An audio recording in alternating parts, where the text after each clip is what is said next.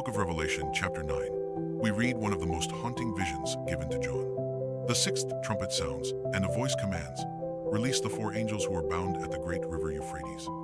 And John writes, the four angels, who had been kept ready for this very hour and day and month and year, were released to kill a third of mankind. This is a sobering passage. Who are these angels? Why are they bound? And why at the Euphrates River? First, notice that they are angels in chains. Throughout Scripture, angels are God's servants, swift to do His will. But here, these angels are restrained. That suggests they are not holy messengers, but fallen ones held back until the appointed time. They are dangerous, destructive, and yet under God's control. Second, consider the location. The Euphrates was more than a river.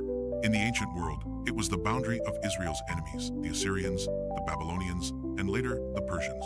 From beyond the Euphrates came invasions, wars, and threats.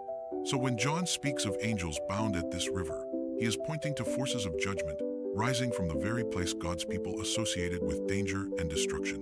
Third, the detail of timing is striking. These angels are prepared for the hour, the day, the month, and the year. Their release is not random. It is not chaos out of control. It is judgment on God's precise schedule. Evil is restrained until God allows it, and when He does, it serves His purpose in bringing justice to a world hardened in rebellion.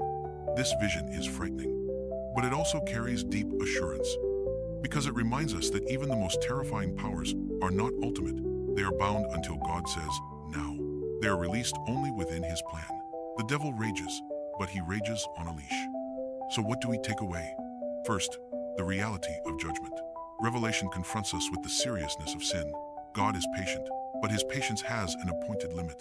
There is a day, an hour, when judgment will come. Second, the call to trust. When we see evil in the world, we may feel like it is unrestrained, but Revelation reminds us, God holds the chains. He is sovereign over the timing. He will bring justice in His way and in His time. And third, the hope of Christ. Because while judgment is real, so is mercy. The Lamb who opens the seals, the Lamb who commands the trumpets, is also the Lamb who was slain to save us.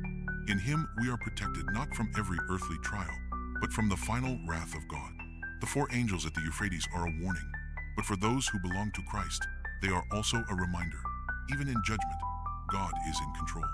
And in the end, the chains of evil will be broken forever, not to unleash destruction, but to bring in His kingdom of peace.